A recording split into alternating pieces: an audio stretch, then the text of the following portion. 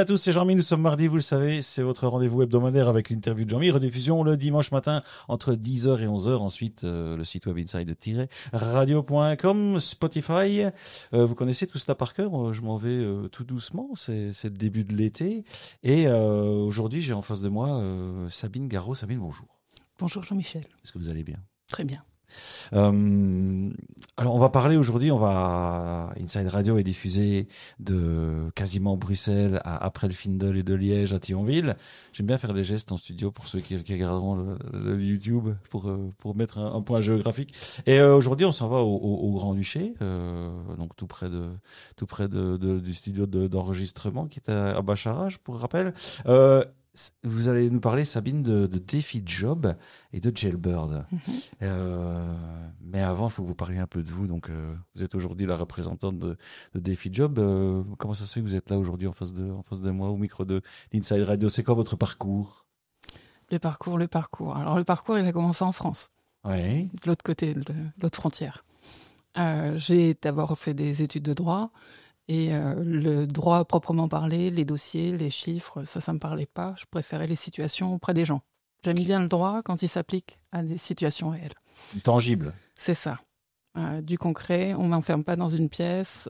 Les dossiers, ça m'ennuie. Je préfère les situations et le droit est beaucoup moins ennuyeux quand on le rapproche à des situations concrètes. J'aime beaucoup les défis. Vous verrez le petit lien tout à l'heure. Mais j'ai un prof qui m'a dit, voilà, il y a de nouveaux métiers qui se développent dans la pénitentiaire. C'était tout nouveau. La prison, ça te fait pas peur? 22 ans à l'époque, non. Et il me dit, bah là, on commence à développer des métiers pour les juristes, pour les criminologues, pour prendre en charge les gens, mettre un contenu dans les peines délinquantes et criminelles. Et j'ai passé le concours de conseillère d'insertion et de probation. Ok. Voilà. Et c'est comme ça parce que c'est vrai, on peut déjà en parler brièvement, même si on va évoquer tout ça pendant l'interview. Défi Job ASBL, la mission première est la réinsertion socio-professionnelle des détenus à travers le travail et la formation. Oui, tout à fait. C'est depuis 2002 que Défi Job est là, donc ça date pas d'hier. Vous êtes là depuis le début? Non, moi je ne suis pas là depuis le début. C'est ma collègue Madame Gomez, Paola Gomez, qui avait été recrutée en 2005 en tant que chargée de mission. Défi Job existait déjà depuis 2-3 ans, mais on était encore tout au début. Ils étaient 3. Ma collègue chargée de mission, une collègue secrétaire administrative et un collègue chauffeur, avec un conseil d'administration qui cherchait en fait à faire le lien entre les personnes détenues et les entreprises. Le centre de semi-liberté avec lequel on travaille, il est à Givenich. Givenich, c'est au milieu de la campagne entre Echternach et Trèves, pour ceux qui se situent un petit peu dans le nord, est. Et en fait, c'est très sympa pour un cadre de réinsertion. En revanche, c'est assez éloigné de tout pour rejoindre les entreprises, que ce soit dans le bâtiment, l'industrie, qui sont plutôt au centre et au sud. Et donc, c'était là l'idée de départ, c'était de les conduire vers les entreprises. Donc vous faites le lien physique et on va dire intangible entre des détenus qui sortent de prison, c'est ça? Après vous venez de dire c'est un espace de semi. Alors en fait, liberté, le centre pénitentiaire, c'est un centre de semi-liberté. Des personnes en fait qui exécutaient une bonne partie de leur peine à Schrassik, l'établissement fermé, peuvent demander à être transférées à Givenich si elles se sont bien comportées, si elles ont un projet de réinsertion tangible, pour ensuite retrouver du travail et préparer leur sortie. Soit quand elles ont effectué la moitié de leur peine, soit quand elles se rapprochent de plus en plus de leur sortie, pour éviter les sorties sèches. Ça, c'est le drame pour toute administration pénitentiaire en Europe. Il faut un travail, il faut retrouver un logement pour essayer de repartir dans de bonnes conditions. Oui, pour éviter que la prison se termine aujourd'hui et qu'est-ce que l'ex-détenu fera demain. C'est ça. C'est tout l'enjeu.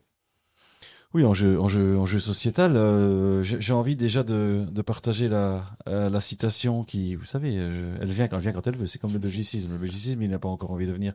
La citation, je l'ai trouvée de Brian Stevenson, qui était un avocat, auteur et conférencier militant américain de renom, qui nous dit: la vraie mesure d'une société réside dans la façon dont elle traite ses membres les plus vulnérables. C'est peut-être là qu'est votre action, Sabine, et l'action de Défi Job et de Jailbird. On va évoquer tout ça plus en détail si vous le voulez bien, vous qui nous écoutez. Tout à fait. Donc Défi Job ASBL, c'est la structure, c'est l'association qui embauche des personnes détenues ou sortantes de prison. Ça, c'est sa mission. On propose un vrai contrat de travail. C'est assez innovant en Europe. Beaucoup nous envient cette innovation d'ailleurs, puisque ça permet aux personnes d'avoir un vrai contrat de travail, d'avoir les obligations et les droits d'une personne salariée, de se responsabiliser pendant leur peine, payer les dommages et intérêts, payer leurs dettes. Ça, c'est des choses qui permettent de petit à petit, étape par étape, construire la réinsertion. Et donc c'est unique en Europe, vous avez dit ? Le fait de proposer un vrai contrat de travail pendant la peine de prison, oui. C'est unique en Europe. Ce qui se construit ailleurs, c'est le fait de pouvoir préparer l'aménagement de peine et que les personnes sortent avec un contrat de travail à l'extérieur. Okay. Mais en prison, avoir un vrai contrat de travail, c'est assez unique. Donc là, c'est ce que propose. En fait, au final, le contrat de travail va se faire dans Jailbird. Oui, en fait, Jailbird, c'est. Je termine d'abord sur DefiJob, comme ça vous permet de bien comprendre Jailbird. Donc, on propose un contrat de travail. Nos salariés viennent travailler dans nos ateliers. On a un atelier menuiserie, un atelier ébénisterie, pour les mettre progressivement au travail. Certains ont été des années privés de la liberté. Donc, retourner au travail ou venir au travail, c'est réapprendre les bases que chacun a dans sa vie quotidienne, mais qu'une personne détenue n'a plus. Donc, ce sont vraiment des apprentissages ou des réapprentissages. Et donc, ensuite, on les met au travail. Ils peuvent rénover, restaurer des meubles, ou alors découvrir le design et produire des objets Jailbird. Mais donc, quand vous dites restaurer des meubles, ces meubles viennent de où? C'est des gens qui savent que Jailbird existe et qui viennent vous amener des choses à votre goût du jour? C'est venu d'abord du bouche à oreille. Okay. Donc vraiment en local, des gens qui avaient des meubles à faire restaurer ou des meubles à produire. Il est important, ce bouche à oreille. J'ai l'impression. Tout à fait. C'est comme le bénévolat. On parle souvent sur les ondes d'Inside Radio. Excusez-moi, je vous ai coupé. Aucun problème. Et en fait, c'est ce qui a permis comme ça de faire connaître DefiJob. Et aujourd'hui, on a les technologies pour se faire un peu plus connaître, que ce soit par les médias. Ouais. Donc quand on est invité comme par exemple sur une radio. ou via notre site internet maintenant, qui est en cours de restauration, lui aussi, histoire d'être un peu plus moderne et plus actuelle, puisque la version d'aujourd'hui date de quelques années. Mais donc ensuite, les personnes se mettent au travail, elles découvrent leurs compétences. Les objets Jailbird, c'est une pédagogie un peu particulière dans nos ateliers, pour que toute personne sans qualification et parfois même n'ayant jamais travaillé soit capable de produire un bel objet que n'importe qui aura envie d'acheter. Ce ne sont pas simplement des objets, c'est des objets qui ont du sens. Ils sont uniques. Il n'y a pas de profil particulier d'un détenu pour pouvoir faire partie de l'aventure Jailbird? En général, c'est ceux qui sont le plus éloignés des marchés du travail, puisque nous, on remplit le challenge le plus lourd, on va dire. Challenge, ok, d'accord. C'est des personnes qui sont quand même éloignées, soit à cause de leur casier judiciaire, donc qu'elles ont commis quand même des faits assez graves, soit en raison de leur parcours, éloignées, déscolarisées de manière très précoce, assez éloignés du marché du travail et qui sont partis assez rapidement dans une carrière délinquante ou criminelle. Et puis les personnes qui ont tout perdu. Donc là, ce sont plus les accidentés de la vie, comme je les appelle, où en fait n'importe qui perd quelqu'un d'essentiel dans sa vie ou qui perd un travail qui était très structurant pour lui peut à un moment donné basculer. Et en fait, à partir de là, tout perdre, être déclassé socialement et se retrouver en prison, ce qui peut être dramatique. Oh, j'ai déjà mis la citation lors du premier blog, mais ce que vous venez de dire, je la redécline. La vraie mesure d'une société réside dans la façon dont elle traite ses membres les plus vulnérables. C'est exactement ce que vous venez de dire, d'avoir ce travail au quotidien justement d'aider les gens. Oui. C'est un vrai. Mais de les accompagner. On cherche vraiment à ce qu'ils soient eux-mêmes acteurs de leur réinsertion, de la construction de leur projet professionnel, mais ça nécessite un accompagnement. Et donc, vous avez des ébénisteries, donc concrètement, il y a du matériel à disposition, et puis c'est des ateliers avec, voilà comment c'est structuré tout ça à l'intérieur de Jailbird. Il y a des gens qui sont en train de former, il y a des professionnels qui sont là pour aider. On est une équipe. Donc, dans chaque atelier, l'atelier menuiserie, l'atelier ébénisterie, il y a des responsables qui sont aussi formateurs, donc ils sont artisans de métier. On a même un profil un peu particulier sur l'atelier ébénisterie où il est artisan plasticien, il a fait les beaux-arts, et ce qui lui permet d'avoir la créativité que n'a pas forcément un artisan, sauf s'il a cette fibre-là. Mais c'est lui qui, en tant que salarié de DefiJob, crée des objets Jailbird. Il s'appelle Massimo Marchesini. On le salue. Oui, tout à fait. Et José Moutinho et Serge Ferreira sont nos menuisiers. Et donc, chacun ses talents. Eux sont de très bons artisans qui savent transmettre les bases, on va dire, pour la menuiserie.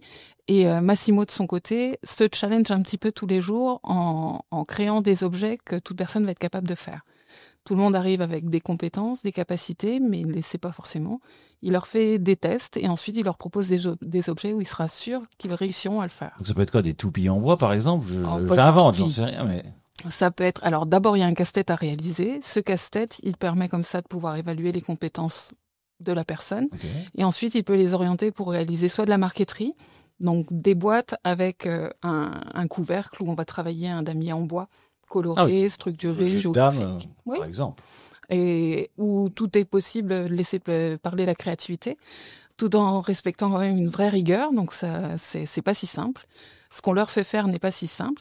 Ils peuvent faire des tables, ils peuvent faire des enceintes passives en bois pour ceux qui commencent à maîtriser le tour à bois. Donc il y a une vraie progression possible, mais notre responsable s'adapte vraiment à leurs compétences. Le but, c'est qu'ils retrouvent leur estime d'eux-mêmes et qu'ils progressent. On a évoqué ce qu'est Défi Job. Là, en gros, la mission première est la réinsertion socio-professionnelle des détenus à travers le travail et la formation au Grand-Duché de Luxembourg.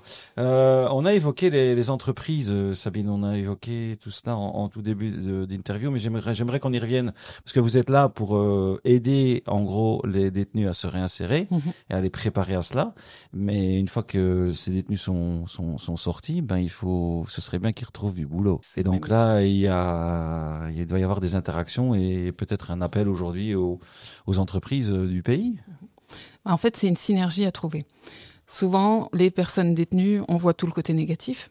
Ils sont en prison, donc ils ont commis des faits graves pour se retrouver en prison. Et on oublie par contre que les personnes doivent retrouver une place dans la société. On ne doit pas les réduire en fait à ce qu'elles ont fait.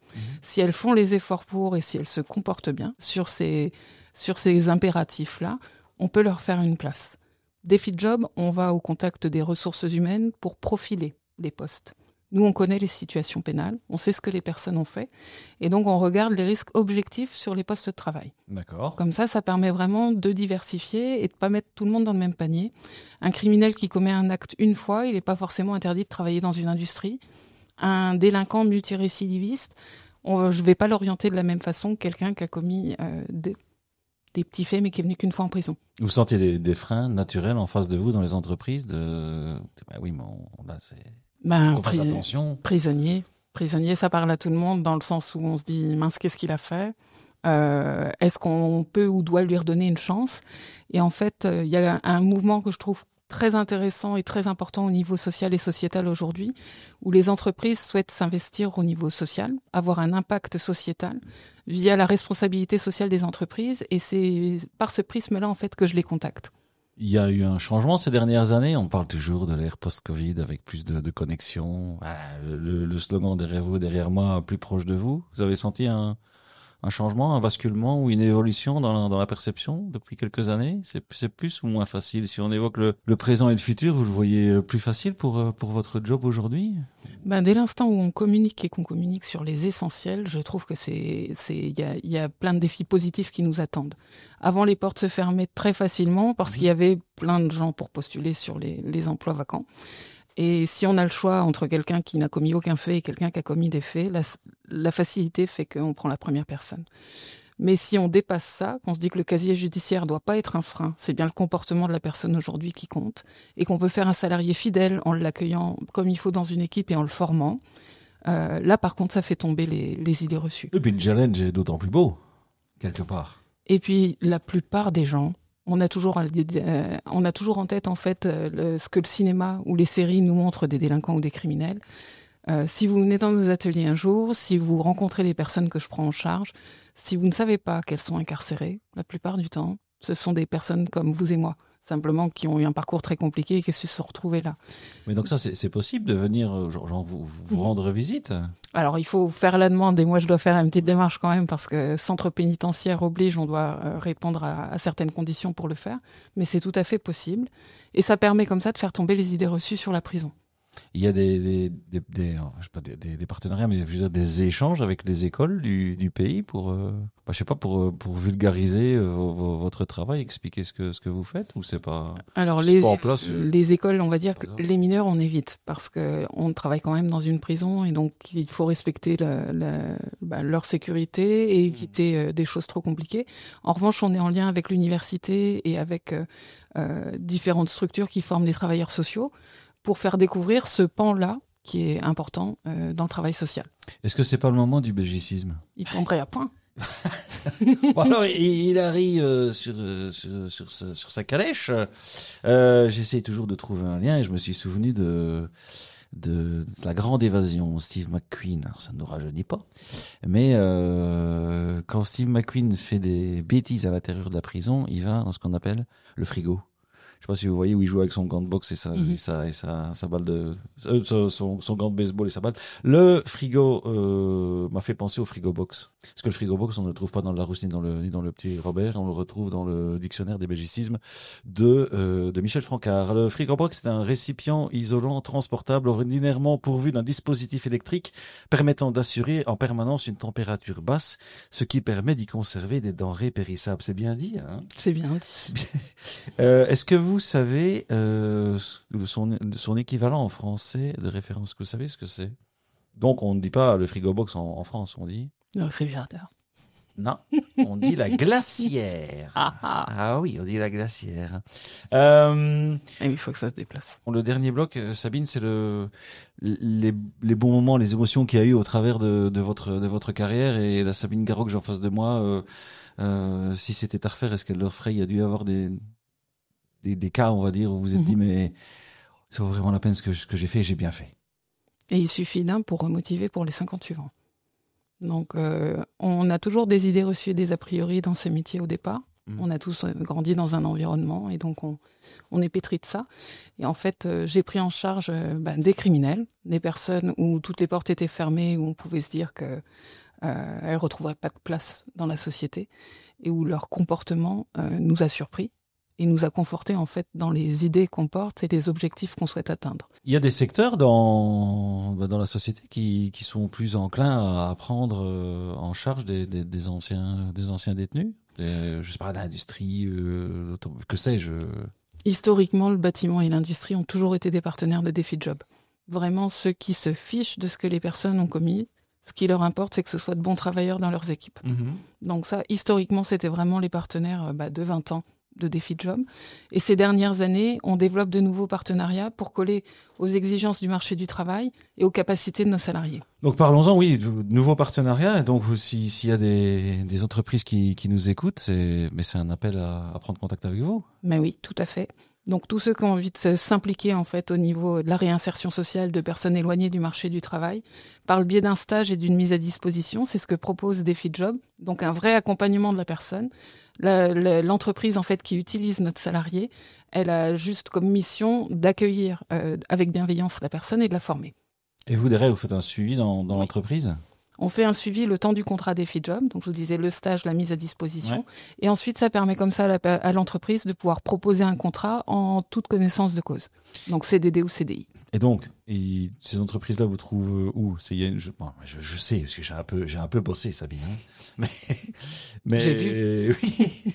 Mais donc, dites-nous tout, un numéro de téléphone, une page Facebook, un site internet qui d'ailleurs est en reconstruction, n'est-ce pas? Oui, tout à fait. Nouveau site qui sort cet été. Mais donc, nous avons une page LinkedIn, Défi Job. On Oui. peut me joindre dessus. Nous avons donc notre site internet. Il y a un lien contact et toutes nos coordonnées, mail et téléphone. Et donc, joignable par mail et téléphone tel que c'est indiqué. Défi Job ASBL. J'ai encore une dernière question avant de m'en aller, avant qu'on s'en aille. Sabine, c'est les produits Jailbird, ils sont aussi disponibles, on va dire à l'achat pour ceux qui veulent, ou comment ça se passe? Alors, nos produits de Jailbird, on les produit en quantité limitée, du fait des contraintes que je vous ai expliquées en début d'émission. Dès l'instant où on nous contacte et qu'on voit un objet sur le site qui intéresse, on peut le produire. Et sinon, en nous rendant visite, on peut voir les objets disponibles. Donc, Ok. pareil, me contacter pour pouvoir visiter les ateliers. Mais nous participerons à une exposition au mois d'octobre où ceux qui le souhaitent pourront venir voir ce qu'on fait et échanger avec nous. Ok, on trouvera toutes les infos un petit peu plus tard sur le site internet, sur la Oui, page LinkedIn par à fait. exemple. Magnifique, merci beaucoup Sabine pour tout ce partage. Vous avez encore un petit devoir qui est le choix de la chanson de sortie, donc le cadeau qu'on envoie aux auditeurs juste après cette interview. Eh ben, ça sera Ocean de John Butler Trio. J'y ai réfléchi quand vous m'avez indiqué de voir les challenges qu'on croise dans notre vie professionnelle. Et en fait, c'est un salarié qui était toxicomane, qui avait de gros soucis avec les produits, qu'on a réussi à amener au travail par le biais de sa passion, la musique. C'est un guitariste et en fait, avec l'aide de Massimo, notre responsable d'atelier, il lui a fait faire un luth pour allier le bois et la musique. Et en fait, cette chanson de John Butler Trio, c'était un défi pour lui de se dire est-ce que j'arriverai à faire les accords comme il faut et avec le rythme de ce guitariste de folie. Et il l'a fait? Et franchement, il se débrouille bien. Allez, parfait. Merci beaucoup. Merci beaucoup Sabine. Longue vie à Défi Job et à Gelburn. Merci de vous être assise au micro d'Inside Radio. Aujourd'hui, la radio plus proche de vous et je suis bien content qu'on ait évoqué ce sujet ce matin. Je vous laisse. Mais est-ce que je peux vous inviter? Mais bien sûr. Donc, je vous disais, la prochaine exposition aux portes ouvertes du 1535, le Creative Hub de Differdange qui se situe pas très loin. Oui. Donc, on a été invité par Franck Jones qui est peintre et donc qui nous ouvre les portes de son atelier pour y présenter nos objets Jailbird. Le rendez-vous est pris. Merci beaucoup. Bonne journée. Bonne journée Jean-Michel, merci. Bonne semaine, bel été à vous tous qui nous écoutez. Quant à moi, je redisparais pour mieux renaître de mes cendres. Peut-être la semaine prochaine, peut-être dans 15 jours, et peut-être à la rentrée. Je vous laisse avec cette surprise-là. Et d'ici là, bien sûr, quoi que vous fassiez, faites-le bien. Ciao.